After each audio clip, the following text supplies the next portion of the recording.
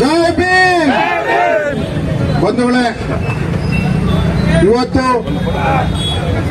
ನಮ್ಮ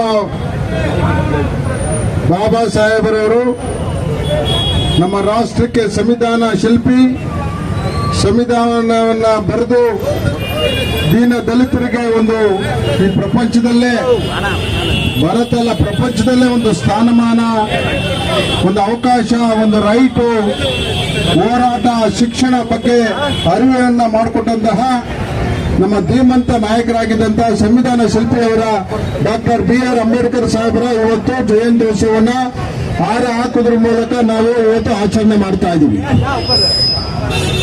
ಇಲ್ಲಿನ ವಿಶೇಷ ಏನಂದ್ರೆ, ಸ್ವತಃ BR ಅಂಬೇಡ್ಕರ್ ಸಾಹೇಬರು ಈ ಸ್ಥಳಕ್ಕೆ ಬಂದು ಭೇಟಿ ಕೊಟ್ಟಂತ ಪುಣ್ಯವಾದ ಸ್ಥಳ. ಇಂಥ ಒಂದು ಜಾಗದಲ್ಲಿ ಈ ಕ್ಷೇತ್ರದ ಶಾಸಕನಾಗಿ ನಾನು ಅವರ ಪುತ್ಥಳಿ ಹಾರನಾಗಿರೋದಕ್ಕೆ ನಾನು ಇವತ್ತು ನಿಜವಾಗೂ ಧನ್ಯನಾದೇನೆ. ನಾನು ಒಂದು ಪುಣ್ಯವಂತ ಅಂತ ಸಹ ಅನ್ಕೊಂಡಿದ್ದೀನಿ.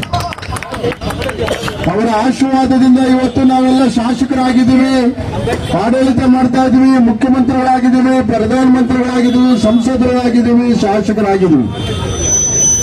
ಎಲ್ಲ ಸಹ ಅವರು ಕೊಟ್ಟಂತಹ ಸಂವಿಧಾನ, ಹೋರಾಟ, ಶಿಕ್ಷಣ, ಅವರ ಪ್ರೇರೇಪಣೆಯಿಂದ ನಾವೆಲ್ಲ ಇವತ್ತು ಇದ್ದೀವಿ. ಆದ್ರೆ ಇದೆಲ್ಲ ಏನಕ್ಕೆ ಅಧಿಕಾರ ಕೊಟ್ಟಿದ್ದವರು?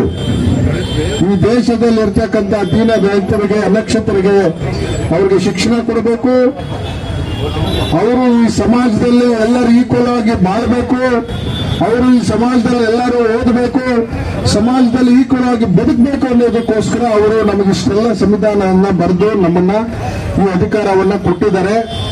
ಅವರ ಹಾರ ಹಾಕಲಿಕ್ಕೆ ನಮಗೆ ಸಾರ್ಥಕ ಆಗಬೇಕು ಅಂದ್ರೆ ಅವರು ಕೊಟ್ಟಂತಹ ಪ್ರೋತ್ಸಾಹವನ್ನ ನಾವು ಬೆಳೆಸಿಕೊಂಡು ಈ ಸಮಾಜದಲ್ಲಿ ಪ್ರತಿಯೊಬ್ಬರಿಗೂ ಶಿಕ್ಷಣ, ಪ್ರತಿಯೊಬ್ಬರಿಗೂ ನಾವು ಈ ಸಮಾಜದಲ್ಲಿ ಈಕ್ವಲಕ್ಕೆ ಬಾಳಲಿಕ್ಕೆ ಅವರಿಗೆ ಪ್ರೇರೇಪಣೆ, ಪ್ರೋತ್ಸಾಹ ಕೊಟ್ಟರೆ ಮಾತ್ರ ಸಾರ್ಥಕ ಅಂತ ನನ್ನ ಒಂದು ಸ್ವಂತ ಅಭಿಪ್ರಾಯ. ಆದ್ದರಿಂದ ತಾವೆಲ್ಲರೂ ಸಹ ಸಮಾನತೆಯಿಂದ ಬಾಳೋಣ, ಸಮಾನತೆಯಿಂದ ಬದುಕೋಣ, ಎಲ್ಲರೂ ಈಕ್ವಲ್ ಆಗಿ ಬೆಳೆಯೋಣ ಅಂತೇಳಿ ಮತ್ತೊಮ್ಮೆ ನಾನು ಜೈ ಭೀಮ್ ಅಂತ ಹೇಳೋದ್ರ ಮೂಲಕ ಅವರ ಪ್ರೇರಣೆಯನ್ನ ನಾವು ಅಳಿಸ್ಕೊಂಡು ಬೆಳೆಯಬೇಕು, ನಾವು ಬೆಳೆಯೋಣ ಅಂತೇಳಿ ನನ್ನ ಮಾತನ್ನು ಮುಗಿಸ್ತೇನೆ. ಜೈ ಭೀಮ್.